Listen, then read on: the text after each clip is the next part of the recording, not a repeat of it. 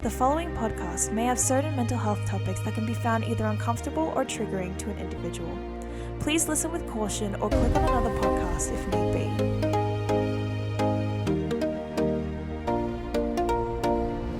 Hi everyone, welcome back to another episode of Talking with the Stars. If you're listening to this through Spotify, it's good to hear from you again. If you're seeing this through YouTube, it's good to see you again. Alright, so by the time that I am recording this, I am officially fully out of school. If you guys don't know, as I live in Australia, we have something known as a final exam, something along the lines of like HSC, if you're aware of that, where we basically do we do a bunch of exams before we are fully finished school and out of there forever. And I have officially done my last one today, which means I'm gone and I do not need to go back in any for any reason, or like obviously if I want to, and I do want to go, see like teachers again that I liked, but not necessarily for like reasons or like such as like yay, like I love school and stuff. Wasn't the like school, as you guys know, I didn't have the best relationship with. It's gotten better as I've like gotten towards the end, and then finally once I left, it was like, it's pretty good. But so had a lot of things happening, and now I'm like, one thing's off my plate, school, which means I can now fully focus on myself. I can fully focus on Nina and Spirit. I can focus on all the projects that I want to release on this channel. Let's go. And something that kept me sane basically throughout the HSC was two things. Number one, just kind of, I guess, relaxing myself as much as I can, just like understanding that, these numbers, my results and stuff won't determine who I am as a person, but will simply determine, I guess, that specific thing, which is the exams, but it won't determine me in the long run. But another thing too was, and as I talk about a lot on my account, therapy. And it's not something that I'm ashamed to kind of admit. Obviously, it's been like, especially school itself has been a lot for me, and therapy has been something that I've used as a way to kind of help myself out and keep myself, I guess, like level-headed, sane, especially in such a chaotic world. It's like I just need that hour or so a week, a fortnight, whenever I go. You don't get to know that. And just to kind of be able to talk to somebody, and just kind of help work my way through those issues. And I thought, what better podcast idea to do than to talk about therapy? A lot of the stuff that I create on my account is actually is meant to be for mental health stuff. And therapy is a great way, counseling is a great way in order to be able to talk to a professional. Or not saying that like the mental health accounts on social media are not good and stuff. It's beautiful to be able to see more accounts like on my For You page. And I guess it's mainly because of the content that I've been making, but I've been seeing a lot more For You page accounts where I actually a lot more mental health accounts on my For You page, on my reels, and on my YouTube short recommendations. And that's honestly a really good thing to see, because I feel like as when I was younger, there wasn't really that many options for me. So to be able to see nowadays, there's a lot more people kind of jumping onto the mental health train and being able to make more mental health content. That's great. And especially in a world where it's just so chaotic, and there's really especially in terms of politics and whatnot, there are not so many good things happening right now. So just to be able to kind of go into your little safe space, if your safe space is going onto social media and stuff like that, being able to at least see those mental health videos, because the last thing you want to do while you're feeling mentally upset and mentally unwell is to then jump onto social media and it's just full of even harsher things, whether it's just kind of reinforcing what the state of the world currently is in, or even just making it worse with just silliness and just things that really don't benefit anyone in any shape or form. And if those things didn't appear on the internet, I feel like no one would feel any different about it. But I just with that being said, something that I do like to reinforce with my content is that therapy is a very good way to kind of help yourself and to help like in order to help yourself and to sort of get that more professional that more professional sort of, I guess, information that you may not necessarily be like getting from social media accounts. Because bear in mind, unless someone has stated that they're a certified psychologist, a lot of mental health videos will be from people that go to therapy, that have been through a lot and stuff, and it's still just as important to be able to listen to them. But I think therapy is also a very, very strong thing, and should be, especially if you're feeling extremely down and extremely mentally unwell. Therapy and psychologists, counselors, therapists, they should be some of the first people that you try and go to. I feel like what mental health accounts can help to sort of build that courage to bring yourself to feel comfortable talking to a therapist, which is why in this podcast, I'm going to be talking to you about basically what I do in therapy, what it's like, maybe my first experience and whatnot, and what I guess kind of demythologizing the different like what people really think about therapy. So starting off obviously with the stigmatization of therapy. So things such as like if you admit to going into therapy, like if you need to go into therapy, you're considered weak, you're broken, you're like, that there's something wrong with you. When the truth is that some people actually go into therapy simply because they need the extra support. They need the extra support on them. Some people who go to therapy are simply just people who can't like it's not always because you're struggling with the most insane the most insane and terrible and awful mental illness out there. Sometimes it can just be that you are a person that's not able to sort of, I guess, articulate your emotions. You're someone who's not able to understand in certain situations why you feel a certain way. And sometimes counselors, therapists, they'll be able to help you in being able to navigate that, because obviously they're what's it called? Their degree is meant to, sorry, their, it's shaking.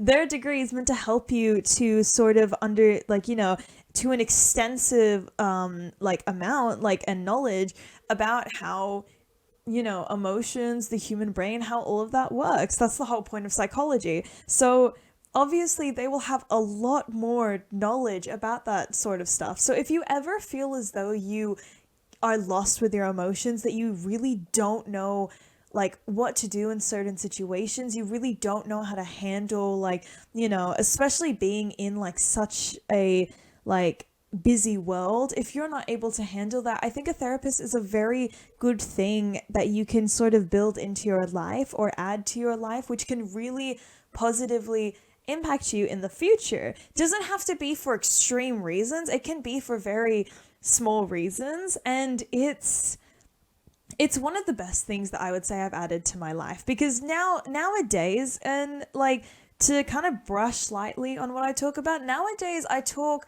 more just about situations where I don't know how to navigate it emotionally. I don't understand why I'm feeling a certain way in this situation, or even just to talk to my therapist about things that have resulted from trauma and stuff, and just telling her, and I was able to pinpoint this. Do you have any, what, not even asking am I correct, just more so stating it out loud, because obviously in a counseling session, a therapy session, everything is you are allowed to be completely open with your therapist. Everything is completely what's the word, it's everything sticks between only you, confidential. So everything is confidential within a session unless it can cause harm to you or to other people around you. So typical examples of this will be things such as if you mention anything such as self-harm, suicide, any sort of murder tendencies and whatnot, that's when they have to get involved. And the reason for that isn't because they're breaking your boundaries and stuff. As I've established many times on this account, it is completely okay to build boundaries. There is a limit that you have to understand, where if it can be detrimental and dangerous to you, unfortunately, therapists have to be able to get involved. But that's very extreme cases. If you just tell them oh, I'm just feeling unwell, or I'm having suicidal thoughts, then that stays confidential between you and them. It's more so in situations where it's like you have a completely set plan and you are able to talk to them about it, because a lot of the time in therapy you learn to kind of build this trust and bond with your therapist. And I think something that's important to understand within therapy is that it's a lot of the time, or pretty much every time, usually it's a very, I guess, not necessarily customizable, but it's a very unique experience. A therapy session that I would have with my therapist is not the same at all to anyone else's session. And the reason for that is because I build on my emotions. I talk to my therapist in a way that is like, in a way that, that's just kind of unique to me and unique to my counselor, to my therapist. And it just kind of like, it's always, therapy is always something that is catered towards you. It's not done by a textbook. It's, although they're studying from a textbook, it's not like a textbook formula that you have to use in order to have a successful therapy session. It's just, are you able to help the client in the hour that they have? Are you able to help the client in order to like be able to work through the issues that they are able to get at within that hour? And something that I do, which I don't know if anyone else does as well, I am a big plushie lover. I love plushies. I loved stuffed animals. I love anything plushie wise. For my birthday this year, I got a whole bunch of plushies and a whole bunch of jewelry. Two of my favorite things. I'm not wearing jewelry right now. I just have a headband, but yeah, and I got a bunch of plushies. And so what I like to do is, depending on if I have to talk about something quite heavy to me or not, I will bring a plushie that kind of like that is a good size for how I'm feeling. So I like to take spirit with me every time to my sessions, even if I'm talking about only good things that are happening and just being able to offload that onto my therapist. I take spirit with me. If there's any sort of like time where I have to talk about something that's quite heavy on me, I'll bring a bigger plushie. I have a Shinx plushie that's about this big. I would say this big, this big, and I took it to me on my last session because I want to talk about some heavier things that, and like obviously when talking to a therapist, it's like, in order to be able to get the most out of your therapy sessions, you do need to talk about you do need to talk about the good things. You need to talk about like all the things that are going well in your life, but you also have to understand that sometimes in therapy, you do have to also talk about a bit of the lighter thing, like a bit of the heavier things. So you just need to find a way to comfortably be able to communicate that to them. Obviously, for me, I can't comfortably communicate it to my cat. I can't be able to comfortably communicate it to my therapist unless I have some sort of stuffed animal with me, some sort of plushie with me, anything that I can just hug while I'm talking. I am a very affectionate person. I love giving people hugs. If I'm not going to see someone for a while, if someone's leaving, even if I just really love someone, I will give them a hug. So like no matter what situation. Very recently I actually tried to give one of my friends a hug while we were in the car together, and it turned into that awkward moment of like when you put your arm over someone's like the back of the chair and stuff, usually used as like a flirting way to be like, I'm tired, oh my goodness, my arm's around you. That was not what I was trying to do. I was trying to just give them a hug because I wasn't gonna see them for a while. That was hilarious, and yeah, I'm a very affectionate person. So when I talk about very deep things towards me, I do like to have something that I can at least hug, and if not, I've got to talk about it with someone that I do truly trust on this. If my hands are open or if I'm not touching anything, if my hands are completely open or like I don't have anything that I'm hugging onto, and I do tell you something very like, I guess, deep about me, it's a sign that I do truly deeply have a strong connection with you. And when I talk about like trauma and whatnot with you, just to kind of, I guess, talk about my experiences and whatnot, it shows that I do deeply trust you with this, that I don't need any like inanimate object, I guess, to kind of comfort me and whatnot. And obviously that's just my thing. I know you could say, Nina, you're 18, you're an adult. You know what? That's a really stupid argument. I don't know. The people who say like you're an adult now act like it. What is the definition of an adult? Like, I pay for my own things. I have a job and I pay for stuff using said money. Like, how much can I get more of an adult? I don't know. Like, I'm allowed to still have like stuffed plushies. I'm still allowed to like be happy and whatnot. I'm still allowed to do that sort of stuff. Like, you know. So I've just never gotten that. But yeah, that's just something that I do within my sessions. Obviously, you may not do the same thing, but I guess it just kind of shows that counselors are not this like going to counseling, going to therapy. It's not something that you should fear, because they will always like kind of, I guess, tailor to the session to what you want to do, what feels right for you, and what feels right for how you're feeling in that moment. Just before I forget about this is just something that I really like. One of my favorite activities to do within therapy is actually the sand trays. If you guys don't know about like what the sand, like, you probably know what a sand tray is. It's just a tray that's just filled with sand. But basically what will happen in therapy is, using that sand tray, there'll be a bunch of things that you can put inside of the sand tray, and it's meant to be a very like, I guess it's a very meaningful, like, you're meant to place very meaningful items into the sand tray in order to convey your story and be able to visually explain what is going on inside of your head, what is going on with you in certain situations, whether it's like, what does it mean to be you? How are you currently feeling this day? Sand trays are a great thing that therapists use in order to kind of do that. And I had done it one time with my therapist, and it was the greatest thing ever. There was many things I put like little rainbows, I put little like radiant stuff, and obviously you may be thinking like, you put a rainbow in there, you know, like you could be thinking like, the rainbow because it's colorful, rainbow because of this. You might be even thinking rainbow because you're gay.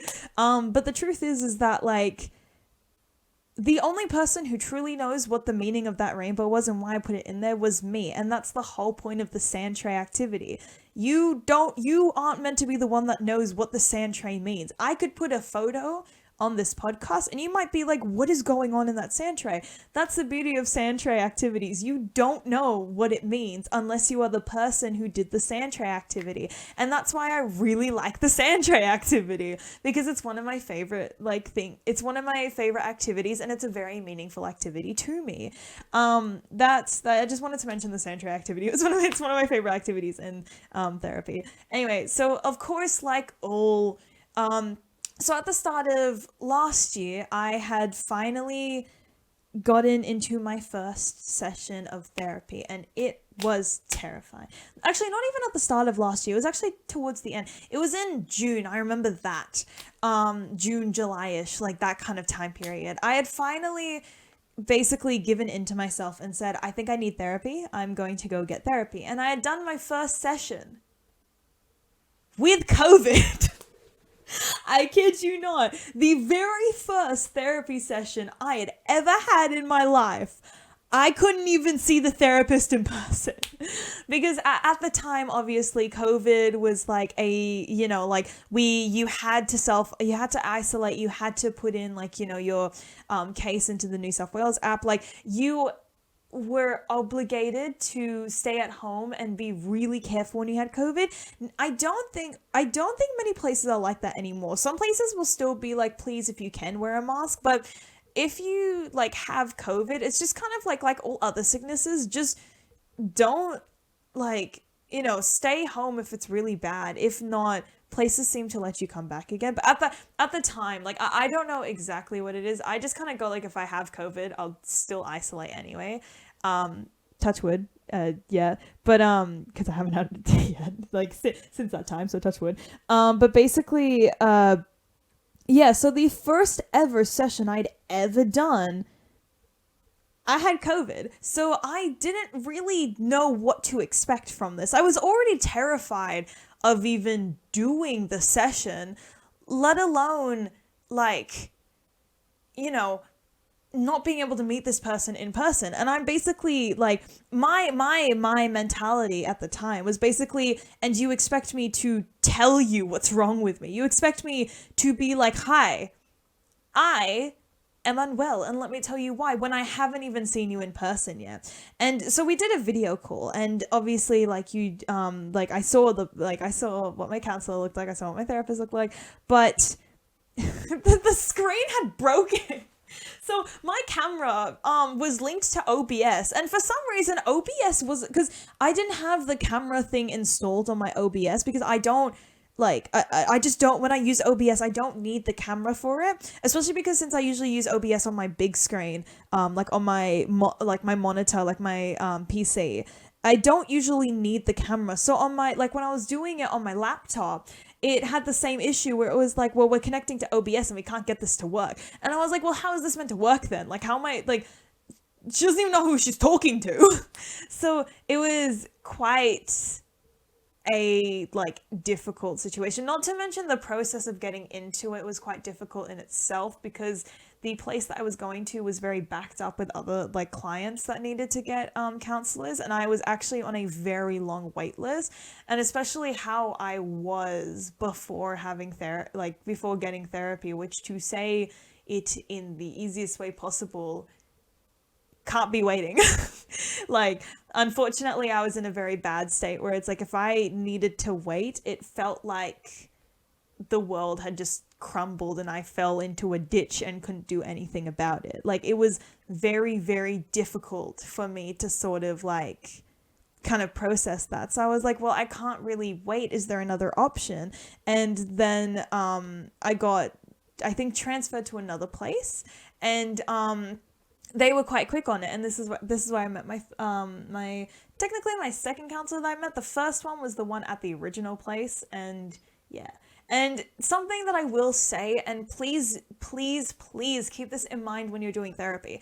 The first counselor that I had, I was not the, I guess, fondest about, to say it in the nicest way possible. And that's okay. She didn't do anything bad. She didn't say anything wrong. It's that she kind of didn't, like, I just kind of didn't find nice vibes from her, especially because I'm not someone who like, I used to not be someone who really liked talking about any issues that I had, and preferred to just kind of keep it in a bottle away and just perish from this earth without anyone knowing that there was something wrong with me. Like, I had that mentality at the time. So already I had bad ideas about this, and then it just became even worse when I didn't necessarily like my therapist too much. So after being transferred and stuff, gave it another shot, and I really liked this person. I really liked this person that I had, and it just kind of, you know, made the experience easier, especially the first session being over like call and stuff.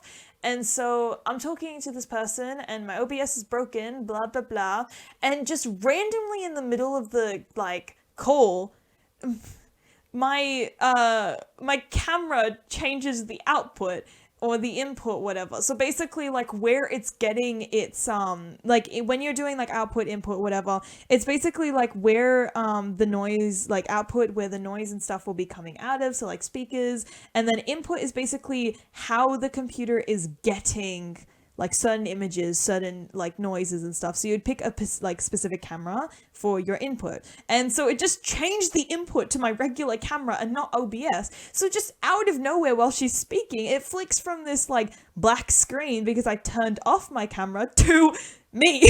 And she goes like, oh, I can see what you look like now. And I was like, oh no. Because again, I had COVID. I was feeling sick and icky. I looked terrible. And even back then, I still wanted to try and look good. Like, so I'm like, yeah, again, with like the, like, what is it? I guess this isn't necessarily something where it's like, I like, you know, specialize my, sessions just for me, but it's just kind of a thing that I always do. But I always try to look my absolute best when I, go to my sessions. And the reason for that is because I love, number one, looking my best, but number two, my counselors are very much hype people. Like, they just are so sweet to me. And every time I get like some sort of, they're just so sweet to me. And every time like I come in with a new outfit, they go like, oh my god, like I love your outfit, and like you know, and like compliment it and stuff. And I just go like, Thank you. As you should. I do really like my outfits, and I do really like dressing up for my counseling sessions. Um yeah, so and then over time, obviously, you don't have to right off the bat say this is everything that's wrong with me, but over time you should be able to start to feel a sense of comfort being able to open up to your counselor and being able to really talk to them. And that's what I was able to do over time a little bit. And something that I really noticed within counseling, and I think is the main thing that people should be able to take away from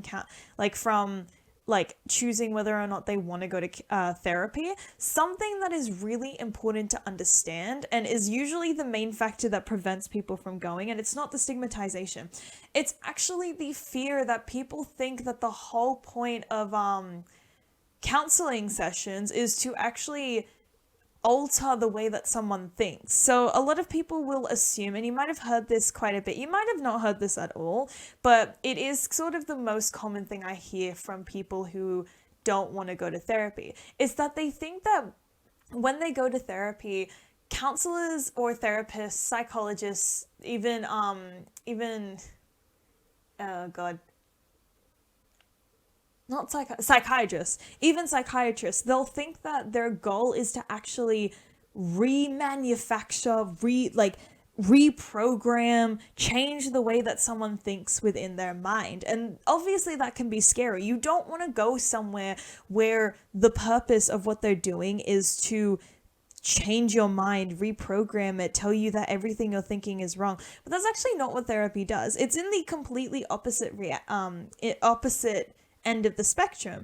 I would say that counseling or therapy is actually a better way to describe it is almost like you walk into a room and you see a mirror. Remember how I said that when I go to when I go to my sessions, like especially recently, I've been talking about kind of happy things. These sessions are in a way meant to be a place where you are allowed to vent and actually be really open about your experiences, how you're feeling and whatnot. And your therapist isn't sitting on the other end of the room going like, no, that's not how you should be feeling. No, you shouldn't be doing that. Or even like, yes, that's exactly, like, they don't do that. What they actually do is they act as a form of a mirror. And what they do is they repeat in a more kind of digestible way for someone who is experiencing a certain, a certain situation or a certain issue. They'll say it in a more digestible way where the actual client is able to fully understand what they are experiencing on a more deeper level, especially if what they state is they don't know what they're thinking. So it really comes down sorry. So it really comes down more to if you're going to view that as like a mirror type thing, because it's a very good, you may think that well, then what's the point of doing that? I may as well talk to a mirror. But it's actually a very good thing. It's a very good system that they run within therapy, because as well as acting like a mirror, they can also, if something is incorrect, they can kind of put that in and be like, but was there a better way for it to be done? Therapy does not act in a way where the whole point of it is they whip you into a certain shape. That's not what they're doing. They don't want to change you. They don't want to change the way that you think. What they do want to do, however, is they want to be able to push your thoughts back, kind of not push your thoughts, but they, at least what I've seen, they kind of bring your thoughts back to you so that you can view it again, but in a way where it kind of makes more sense, especially in a lot of sessions and whatnot where I basically spent so long talking about stuff and being but I don't even know what I'm saying. And then my therapist will present it to me in a much more digestible way where it's yes, that's exactly what I'm feeling. It's exactly what I'm doing. And so they'll be able to kind of help you in understanding what you are truly feeling. And it comes down to whether or not you are willing to add that change or understand that and add it to your daily life. Because therapists can suggest changes within your life. However, they can't force it into your life. They can just go well, you can, for example, one thing that I got very like early within my sessions, which I actually still use to this day, is basically a glad chart, which is basically what am I grateful for, what am I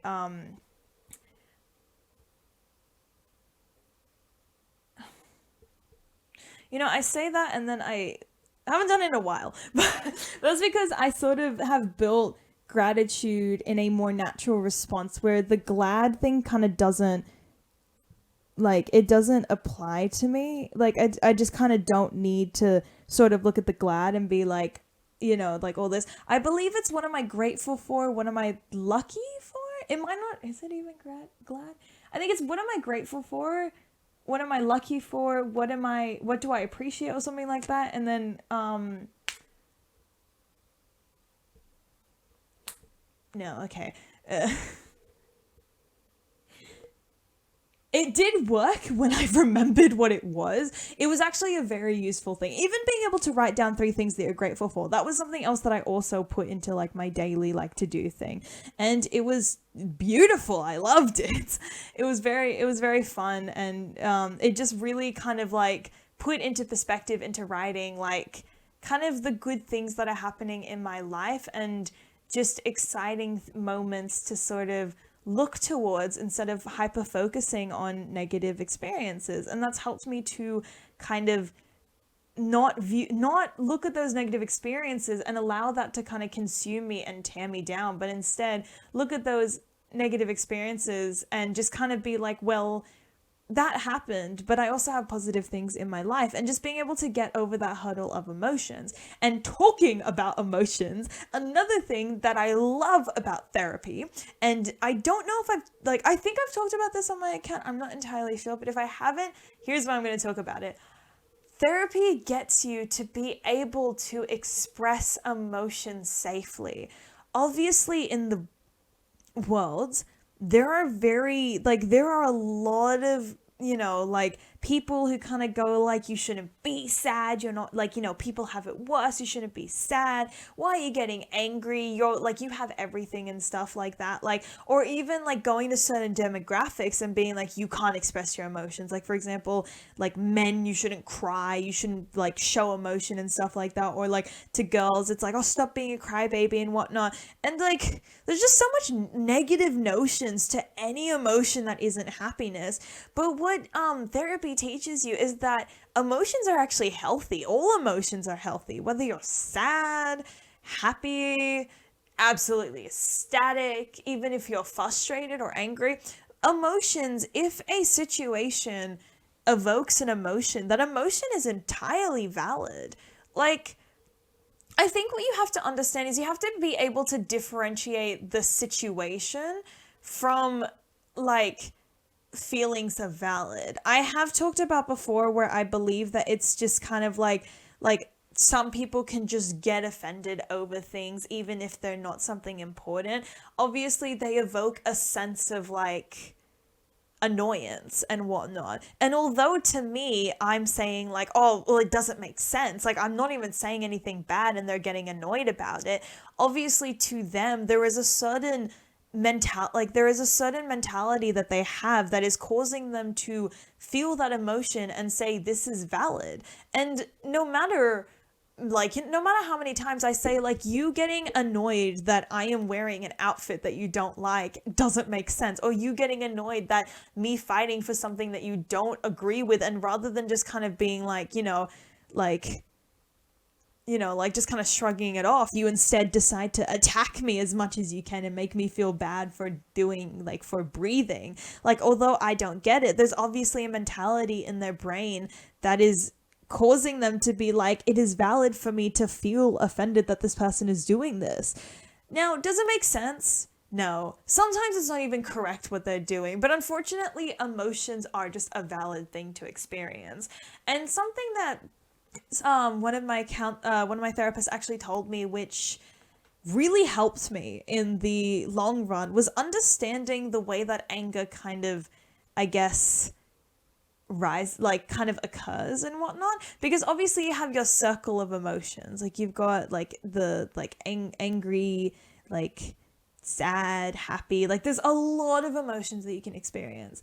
And what my counselor told me, especially when we worked through like anger emotions and whatnot, being able to contain that, she explained to me that there is a spectrum between happy and sad. Like that's basically the like most basic kind of thing you can bring emotions down to. Rather than this big circle of like all the different things you can experience, it's just happy, sad. And that's it. And it's just that spectrum. You may be feeling absolutely ecstatic. You may be feeling absolutely horrible. You may be in the middle. We don't know. And what she explained to me is that sometimes what happens is when people can't show the side of sadness because they're either in a place where they're not allowed to, or they feel as though they're not allowed to be anything but happy, it kind of gets jammed. Like it gets jammed in a certain like place, because it's like I need to be sad because that's how I'm feeling, but I can't be sad because I'm not allowed to, because something is restricting me from doing it. So it bottles up and it bottles up and it keeps building and bottling up and just getting so blah.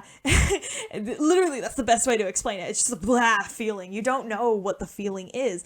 But what she said is that it opens up a new tunnel, and it like new tunnel, new track, a new place where your emotions can go. That's up. And up, well, she said up, but you can put it anywhere, but it's basically a different direction to your spectrum, and that up takes you to anger. It's very common that anger is actually the result of people not being able to express the emotion of dissatisfaction, of sadness, of any sort of like, negative issue. And instead, the only way that they know how to fight it is in a form of rage, whether it's physical violence, verbal, like anger, anything like that.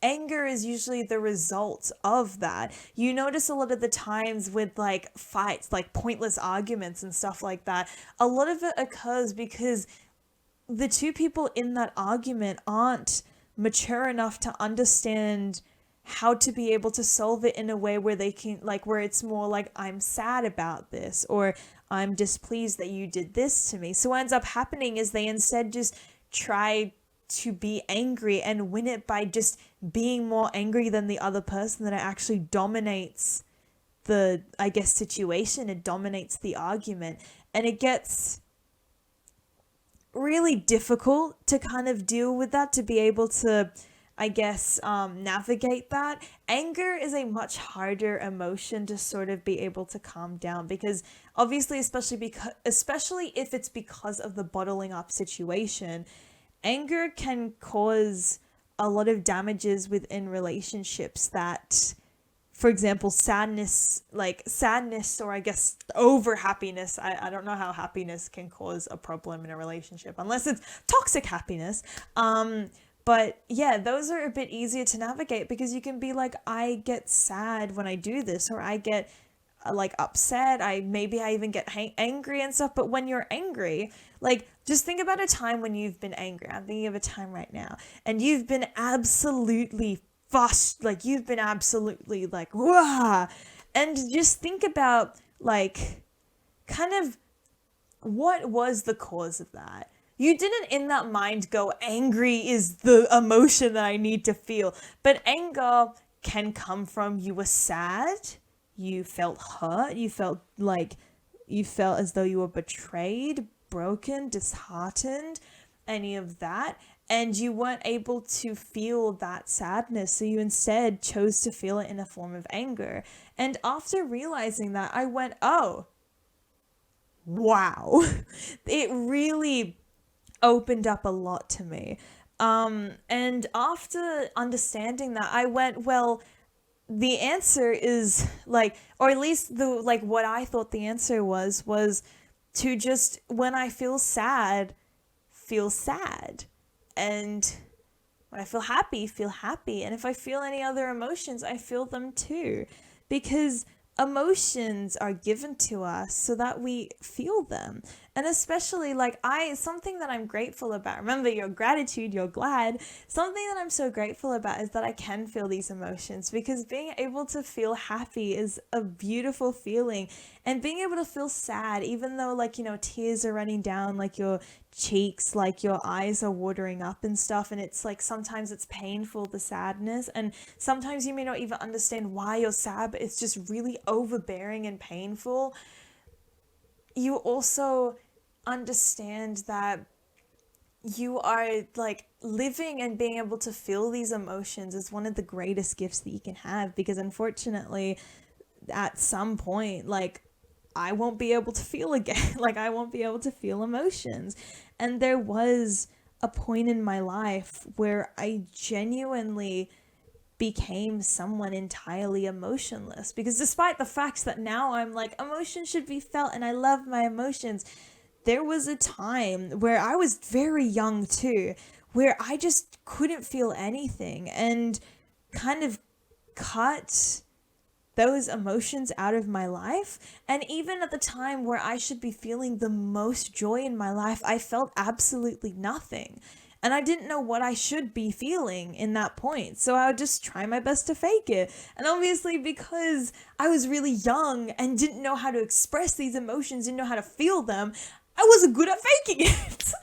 So I would just like, especially in like times where I had to be the happiest in my life, I would just be like, oh, thank you, that's amazing. And then people would be like, oh, you don't like it. And I'd be like, no, like, how are you meant to explain? It's not that you are upset or that you're sad. How do you explain to someone that you're so unwell and disconnected from being able to, I guess, like get in contact and really touch, like get in touch with yourself emotionally, when you can't feel those emotions that you're meant to be feeling? And the reason why I feel so grateful to be happy, to be sad, to be, to get frustrated, to feel excited, to feel sexy is because in like, I guess if we went back to maybe like year 9, year 8, like that sort of age, where maybe I was only like 14 or something, even like 16, I wouldn't say 17, I wouldn't say 7. That's where I kind of started, like, because I started therapy, I started having to get more in touch with it. But like, just feeling nothing. Like, I remember I used to get jokes from my friends, basically them calling me a husk, because I just had like not that many, like, I just didn't really show that much emotions. And I guess back then I kind of owned it, like, yeah, that's me, I'm the one who doesn't have any emotions, I'm not human. Like, I remember it used to be like a flex, like, yo, I'm not human, I'm actually just your little animatronic next to you. But the truth is that, like, looking from someone who really enjoys feeling anything, it hurts that there was a point in my life where that was something that I genuinely felt, I guess, happy to do, even though I didn't know how to feel happy. So yeah, and I guess therapy has taught me that really well, on how to be able to like feel great, how to be able to get in touch with my emotions. And because it works in a way that is digestible for me. Obviously at the start they didn't go be happy, be sad. They instead worked my way through situations, which is that I was feeling something at the time, but because I didn't understand or navigate it, I didn't act upon it. And over time, being able, like, I had to manually, because I wanted to be able to get better and stuff. So I did take on a lot of the things that I had been taught at like therapy. Like, I had to slowly manually walk my way through, this thing has happened, how do I feel? I'm getting my little happy shoulders. Like, I had to, like, there was a point where I had to manually think that in order to be able to get in touch with that again. Like, sometimes I eat really good food and I go like, yay, like, little happy like shoulder shimmies that people do when like food tastes really nice. But yeah, like, therapy, despite what people say, therapy is something that can really help someone. And especially, like, obviously people who don't think they need therapy aren't going to understand the the importance of therapy or whether it's worth going to therapy. It's better if you go to if you're someone who's thinking about going to therapy, asking people who are already in therapy. Don't ask, you know, like don't ask people who don't necessarily go to therapy. You may look up to them, but if they don't go to therapy, there's that kind of unfortunately, those who don't go to therapy, there's kind of that missing sort of sensitive spot where they can understand the importance of going to therapy. And so it's better to ask someone who's either very empathetic towards mental health or someone who maybe even goes to therapy, maybe is a counselor. And obviously, it's very daunting to ask someone who's a therapist or a counselor because they're obviously going to say yes because that's their career. But definitely ask those who go to therapy because they'll give you a very raw answer as someone who is the person going to talk about themselves. So what's my take on it as someone who goes to therapy? I think it's a wonderful idea. Even just to simply try it out and trial it, whether it's school counselors or things like that, it's a very good option if you are at a time of need.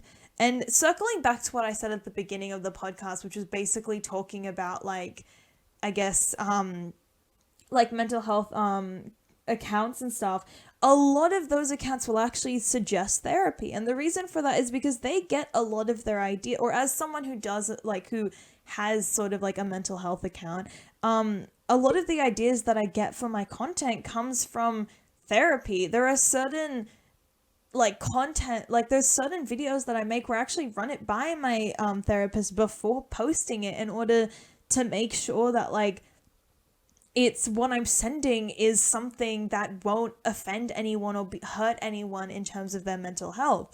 But then eventually I get to a point where I don't need to run it anymore. More recent stuff that I've made, I am able to now kind of differentiate, will this hurt anyone, yes or no?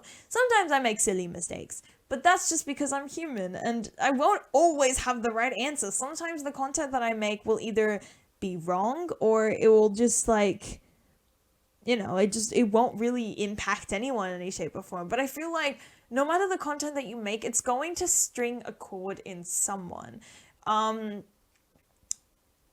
It's therapy, I guess, is something that is very it definitely at the start, when you do your first session, it can feel very heavy and nerve-wracking to get into. But I think it is something that is worth considering, it is something that is worth you considering getting starting, because it can very much help you with your mental health. It's almost like you're talking to a mirror, but a mirror that is an expert within emotions and mental health, who is able to navigate you in a way that is more digestible to you than just I am overwhelmed, where they break it down for you. It's like a mirror that gives you back what you want. Imagine, there's the realistic mirrors. Now we're offering the mirror that gives you the perfect image. It's I would say that's the best way to describe it, but who knows? I'm one person. Just try it for yourself to see if I'm right. But it's also something that can be so, I guess, meaningful to you specifically. And through therapy, I've learned that it's okay to take time for myself. It's okay that even though I want to help other people, I'm allowed to also help myself in times where I need it. I have learned to be able to make more to make more activities that I can do in times where I'm not feeling well. Suggestions for something, very, very typical ones is origami, reading, the really slow music and stuff. Here's one that no one has suggested in therapy, but I kind of did myself. Clay bunnies. Make clay bunnies. Especially if you're a bunny lover, make clay bunnies. You can obviously also do this to any other I guess animal or whatever, but the reason why I'm saying specifically clay bunnies is because, number one, bunnies are kind of an easy shape for me to make because it's just lump, ears, mini lumps, but also rabbits are just one of my favorite animals, and very much got that from my sister because she owns 2 rabbits and I love it and they're very cute.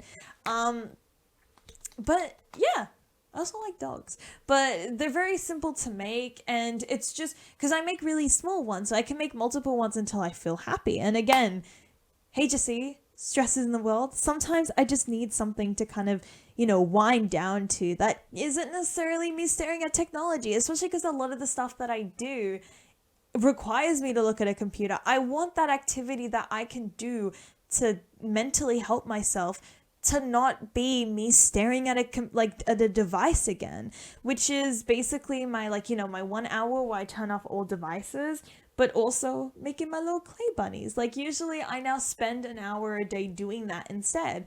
And it's really helpful in terms of just winding me down, getting me to kind of, I guess, think and talk to myself and be able to just kind of unfold things that have happened while just keeping my hands busy, which is with little clay bunnies. And yeah, so that's something that I do now that I've actually realized, because obviously again with things that therapists will suggest, you cater it towards yourself. So for me, like some of the things that, because like they suggested things like origami and stuff, and I did do origami, but I don't know, clay was fun to me. I like sculpture. I don't like making pots, but I like sculpture. Yeah, I think that yes, but if you are considering going to therapy, I highly suggest it, especially because sometimes especially because number one, you should like just very quickly throwing that in there, none of your friends should be considered your therapist friend, okay? Do not use a friend as your therapist. If you need a therapist friend, go to an actual go to a therapist. They are much more, I guess, kind of like they are much more educated, and also that because therapists have their own therapist. That's actually a requirement to be able to do therapy, because obviously you've got many clients that you work with, so you're going to hear a lot of stuff, so they need to be able to offload onto like someone else who is their therapist. And so it's a really good idea to go to them instead of your friends. It's not burdening if you do go to your friends. Obviously friends are willing to listen, but it's that constant like being like, almost like a therapy session. You shouldn't be doing that. It should be more just kind of like offloading. Like, it should be just kind of more like you talk to your friends to get them to understand and stuff. And then your therapist is where you go to like offload. So it kind of it helps everyone. I guess don't take this as a way where you should hide like your experiences from your friends and stuff. That's not what I'm trying to say. Obviously you can talk to your friends about like trauma and whatnot, but sometimes in that time where you just really need help and really need like someone to listen to everything, a therapist would be a better option, I guess, because they're also educated to give you the response that you need, or helplines like that and whatnot.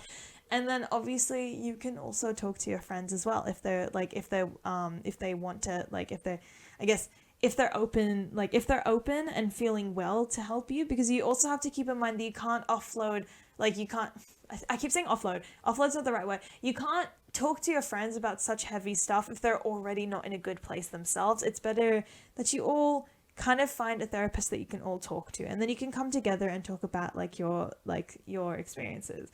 That's what I do. I have this little thing that I do with my friends called therapy ice cream, where we go get ice cream, and every once in a while, if someone is feeling like they need to talk to friends about a situation, then they do that. However, I still have a therapist that I go and talk mainly to, and only give I guess the surface level of how I'm feeling to my friends, that they're aware of how I'm feeling, because obviously being able to talk to your friends, it can help them to understand what's going on, and if you're feeling a certain kind of way, they have context as to why, and not just assuming that you're dramatic or whatever.